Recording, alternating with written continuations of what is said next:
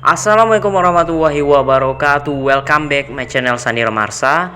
Kita bahas lagi tentang kerajaan gaib yang ada di Indonesia. Kali ini saya mau bahas sesuatu yang berbeda, yaitu kota gaib Saranjana dan kota Wintira. Tapi bukan itu yang saya bahas, yaitu sebelum itu jangan lupa subscribe, like, and comment agar saya terus bersemangat buat konten yang terbarukan. Oke, langsung lanjut aja ya teman-teman.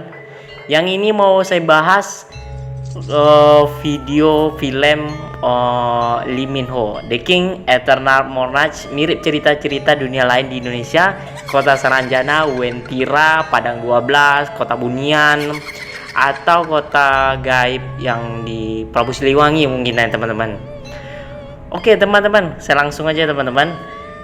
Ya, itu The King Eternal Monarch yang dulu sempat trending ya teman-teman, ala drama Korea yang mengangkat kisah fiksi tentang dua dunia atau yang disebut dengan dunia paralel katanya ya teman-teman, antara Republik Korea dan Kerajaan Korea, seperti sama ke Republik Indonesia dan Kerajaan Wentira atau Kerajaan Indonesia. Awal nonton drakor ini pasti para penggemar kebingungan. Pasalnya episode 1 menampilkan Korea dalam bentuk negara kerajaan.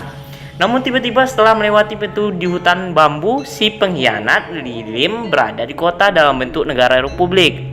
Awalnya saya pun mengira drakor ini pasti menggambarkan Korea di zaman dulu bentuk kerajaan dan zaman kemudian bentuk republik. Namun kalau mencermati keterangan tahunnya kok sama ya.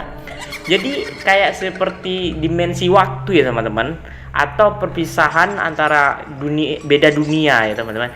Ini maksudnya apa? Setelah Raja Ligun melewati pintu di hutan bambu dan tiba-tiba sudah masuk di Korea bentuk republik, saya pun paham kalau ternyata drakor The King Eternal Monarch menampilkan dua dunia paralel.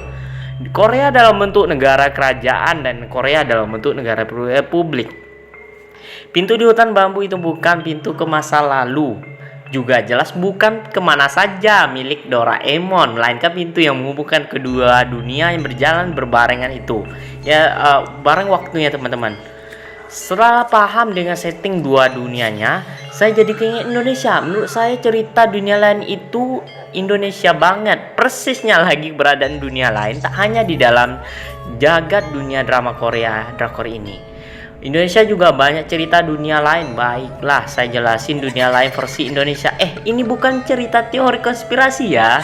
Ini cerita masyarakat Indonesia, yang mana Indonesia punya leluhur yang amat percaya dengan dunia roh plus amat percaya juga kalau dunia lain itu beneran ada.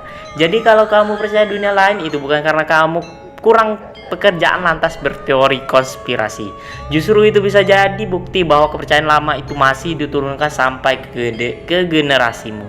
Hanya saja dalam versi cerita dunia lain Indonesia, orang-orang Indonesia dunia lain dari dunia ini bukan disebut manusia. Ya, biasanya disebut jin, makhluk halus, dan sebutan lainnya. Misalnya dalam babat Tanah Jawi yang dikumpulkan oleh W.L. Althoff, diceritakan kalau Pangeran Puger pernah bertemu dan bercakap-cakap dengan makhluk dari dunia lain yang dibayar Belanda untuk menyerang Raja Mataram waktu itu. Ternyata makhluk dunia lain bisa dibayar juga ya. Mataram yang dimaksud bukan Mataram kuno zaman Hindu-Buddha ya, namun zaman Mataram zaman Islam yang tahunnya tuh 1900 ke atas ya teman-teman.